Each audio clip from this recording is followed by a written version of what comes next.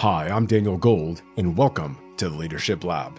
By day, I'm a partner at BDO USA, but this podcast is my personal project, completely separate and apart from my day job, but reflect the same passion that I exhibit everywhere for teaching, mentoring, and helping others succeed through simple, impactful lessons. It is my hope that you'll walk away with practical takeaways to help you on your leadership journey. Thanks for being a part of the community and for joining me in the Leadership Lab. Let's get started. When people are scared to speak up or speak out, they're not just staying quiet. They're contributing to the slow failure of an organization. That failure doesn't happen in one moment. It compounds quietly. Success lives or dies on the maturity of a company's executive leadership team and whether they give permission or space for dissenting voices to be heard. Living in an echo chamber of yes ma'am or yes sir only nurtures the seed of dysfunction.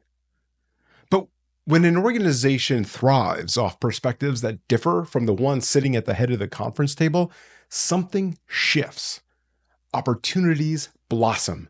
Ideas grow in the friction of respectful disagreement. And when the team has the maturity to hold both candor and care at the same time, execution becomes clear because now the input is real. I've seen leaders who surround themselves with a cabinet of voices unlike their own. That's not insecurity, that's strength. That's what Abraham Lincoln was famous for. He intentionally brought together opposing thinkers and critics in his cabinet because he believed that truth was more important than comfort. When you get this right, you don't just get a better decision. You build a culture where people stop nodding and start contributing. The ability to ask a question without fear of retribution or judgment says everything about the depth of a leadership team. It shows that the person asking, often the leader, knows they don't have all of the answers. And, more importantly, they're not afraid to admit it. In my experience, leaders think they're listening when they're really just waiting to speak. They anticipate what the other person is going to say. The moment there's a pause, they jump in, not to understand, but to steer the conversation back to their point of view. And that is not dialogue. That is control. And it usually comes from fear. Insecure leaders are afraid of the pause. They're afraid of the silence. They worry that if they slow down, if they reflect, if they let someone else lead the conversation for a moment, well, it might make them appear uncertain, weak, unintelligent, or indecisive. But the truth is just the opposite. When a leader pauses, when they breathe, when they make eye contact, and soak in the words, they are modeling executive presence. They are choosing intention over impulse. And that is what deep leadership listening looks like. Deep leadership listening means you are fully present. You are processing what is said in real time and applying it to the bigger picture. The very next words out of the leader's mouth should reflect that. An appreciation for what the person said. A paraphrasing of their insight, a clear signal that what they shared was heard, using their name, mirroring their language, slowing down just long enough to show you care. That doesn't mean you agree, but it means you understand. Listening is not jumping in when someone else is taking a breath. It's not multitasking on a Zoom call. It's not staring at your second monitor with a flickering Slack thread visible in your eyeglasses. It's not tilting your head away. It's not answering emails while someone is speaking.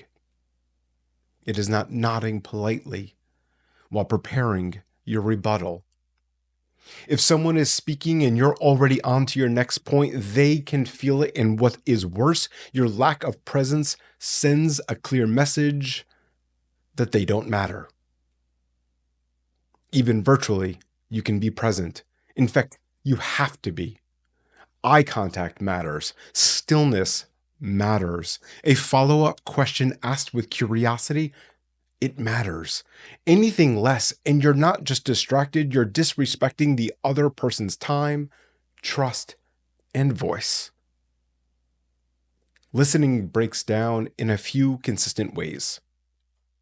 When leaders are afraid of how they will be perceived, when we feel pressure to multitask, when our day is wall-to-wall meetings and every topic feels urgent, when we assume we get it because we've been around longer, when team members don't feel safe to challenge authority, and when we ask for feedback and we do nothing with it. And that last one is critical. If someone on the team gives you input and you do nothing, that is just as bad as never listening in the first place. Action is the follow-through of listening, and without it, the trust evaporates. So what can we do? Here are simple, specific things that leaders can do to start today. Number one, adjust your camera. Make eye contact, even virtually. Don't sit off camera while your team shows up. Number two, turn off distractions. Silence your notifications. Enable focus mode. Close your inbox. 3, show up prepared. Pen and legal pad or iPad and do not disturb. Take notes. Be present. 4, ask clarifying questions. Real questions, not rhetorical ones. And follow up. And that brings me to my last point. Follow through. If you say you'll take action, do it. If you don't, explain why. And when you give tough feedback, show up with care afterwards.